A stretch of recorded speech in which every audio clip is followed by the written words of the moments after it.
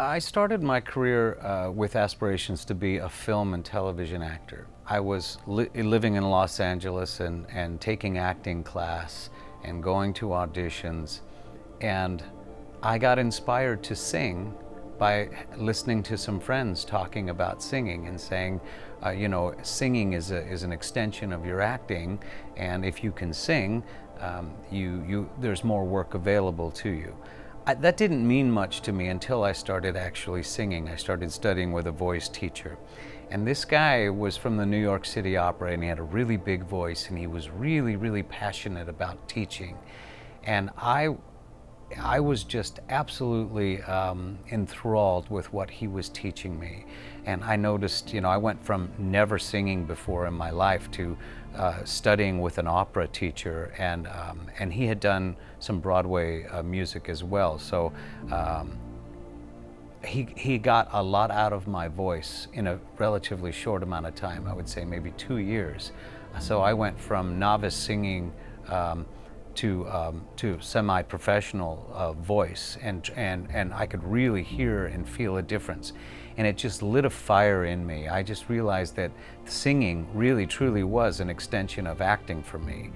So that was just another avenue, another way to express myself. So it wasn't until I really started getting work in theater that I got really excited about it. And I thought, wow, I'm really loving this. I've always loved Broadway musicals. I've loved all the musical movies. But it was the time spent studying privately and throwing myself into local community theater and such that I really got excited about it and thought, hey, I can do this. I'm actually pretty good at it. And one thing just led to another. I kept studying, kept working, kept growing. I started getting little tiny parts in shows. Then I got bigger parts. I moved to Tokyo. I did a show in Japan, in Japanese, crazy. And I really felt like I really built up some stamina, and that's what I was looking for. I wanted a big, strong voice, and I wanted it to be able to last through 8 shows a week. So that's really what I was working on in the 2 years I spent over there. So when I came back, things really started happening for me. I really started gaining momentum, really started getting attention from casting people from different theater groups, and this was all in Los Angeles. And then I finally, after years, 7 years, I got an opportunity to do Les Miz. But the funny thing was, very early on in that, when I first started studying voice, I saw Les Miserables. It was in 1988. And I was so overwhelmed with the show, with the story, with the voices, that I was determined. I turned to my date that night and I said, I'm gonna be in this show. And she kind of laughed at me like, you don't have that kind of voice. And I knew that, but I thought, I'm gonna have that kind of voice. I'm gonna work on it until I'm in until I'm in this particular show, I'm not gonna be satisfied. And it was 7 years from the day I said that to the day I was on Broadway playing Jean Valjean. So when I step back and look at that, I think that was a surprisingly short amount of time, really, and my goals were not to play Jean Valjean. It was just to be in the show. That was, playing the lead role was a real bonus for me. So that's the fast story of how that happened. I always knew I wanted to teach voice. Even when I was just starting studying, I knew that I enjoyed that process so much. I loved taking the voice lessons for myself. And I knew that someday I was going to be a teacher. I just knew it.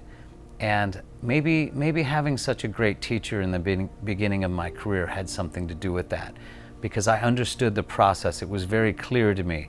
He was empowering me to be able to do it myself. Some teachers sort of make you think that you can't do anything without them. He was the opposite. He was like showing me how to teach myself. So I really got excited about that. And I knew that I could do that for other people because he was so good. I went on to study with different teachers through the years. My first teacher was in Los Angeles. I studied with several in Los Angeles. Then when I moved to New York, I had some great teachers in New York. But I always loved that process of being taught and learning how to do it and then being able to do it. And so when I started working with young people, it was so inspiring to me to have. I saw myself in a lot of the young people, and they just have dreams of doing it. They're not whiny, overpaid actors. These are people who are hungry for it, and they're excited about it. And that always made me excited about it. It reminded me of why I got in this business in the first place.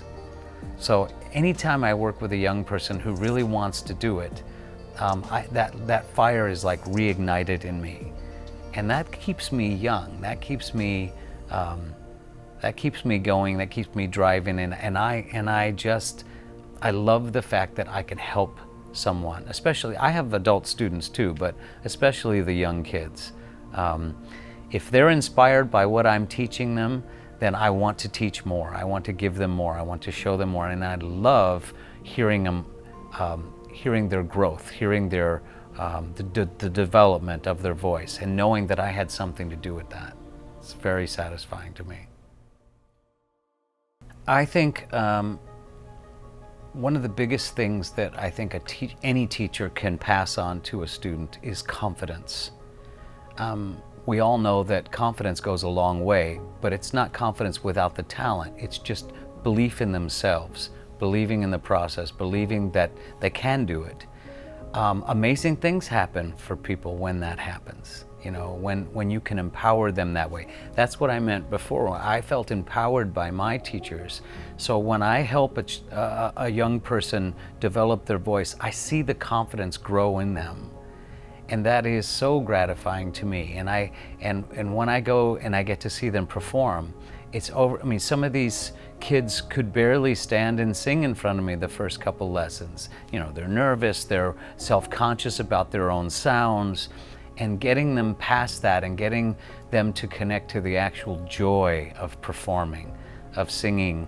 You know, I've always said to parents, if your kid can get up and sing in front of people, they could do anything. They could have a board meeting for a bunch of lawyers, or they work for a bank, or you know, you're always presenting yourself in job interviews all the time.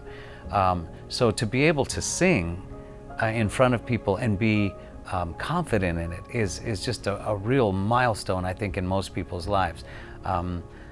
The first person that comes to my mind in teaching was my eldest son. I have 3 children. My son was 6 years old, and he started singing with me in the studio, and it was just kind of just for fun, which is what it should be anyway. But I would start giving him instruction on, you know, hey, how about trying this, or let's make this more exciting, or let's make this more brighter in your voice, or I want you to enjoy that more. I want to see you have fun with it. Just encouraging him and giving him directions that way.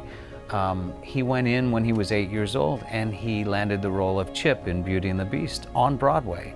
So I thought that was hysterical. It took me 33 years to get to Broadway. My kid was 8 years old, and he was like, yeah, I'm on Broadway. But I couldn't have been more proud of him. And I stood at the stage door and was the stage dad, backstage dad, you know, waiting for my kid, even though I'd already been on Broadway. I was just the proud dad during that time. He went on, this is the best story I've ever heard, and it happens to be my story. But he went on to play the young boy Gavroche in Les Miz with me. So I actually got to perform on the Les Miz stage with my own son.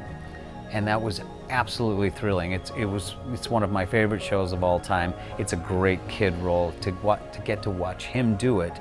And again, every time I was watching him performing, I was thinking about all the time we spent in the studio and just sort of having fun and just helping him experience the music. And now I'm watching him just do this in front of a huge crowd in all these big cities, and it was spectacular. He went on, by the way, to play the young Tarzan role on Broadway in the Disney Tarzan. So we did that for 2 years too. So again, I was just stage dad, just getting to watch him. But I was also the proud vocal coach and acting coach. I worked with him in the studio on everything. And I won't take credit for it. He did that all himself. But I sort of helped him along and encouraged him and helped him gain confidence, which is what he really needed. So that was absolutely thrilling for me. And he and I talk about that a lot, and he says it was some of the greatest time of his life so far, and it was for me too. My advice to young performers is to keep connected to the joy that you get from performing. Even if it's just in your own room in the mirror, just singing along with some music or acting out a scene. The joy that brings you, don't ever lose that, because that's really what they want to see. When you go into a casting room, there's all kinds of nerves and energy, and all they want to see is just you deliver the material and in your own way and really connect to the joy of what it is. So there's so many opportunities for things to chip away at that, so many evaluations from people. Everybody's a critic, and you sort of have to put blinders on and keep your eye on the prize. What it is, you have to keep asking yourself, what is it about this that why do I want to do this? And sort of let all the noise just be noise, You focus in on your teachers, your instructors, the people who care about you, and you build confidence from that. And you just let everything else go by, and you just stay the course. It's not easy. It's not for the faint of heart, There's a lot of rejection. But I tell parents too, you really have to enjoy the process. It's not always result oriented. Like, you can't say, well, we're gonna give it 3 more auditions, and if you don't get anything, well, that's not how to go about it. It's about enjoying the audition process. Enjoy listening to other singers. Be supportive of your friends. That's what I love about LCA. These kids all love each other, and they're all so supportive of each other's talents. And I love seeing that, because the competitiveness, sure, that comes naturally as time goes by, and especially once you're older and you're in the professional world and you're fighting for jobs for money, sure, then there's competition. But still staying connected to what it is about it that makes you want to do that versus go be an executive or go sell cars or go any other job that you might want to do. What is it about the entertainment world that attracts you so much? And stay focused on that.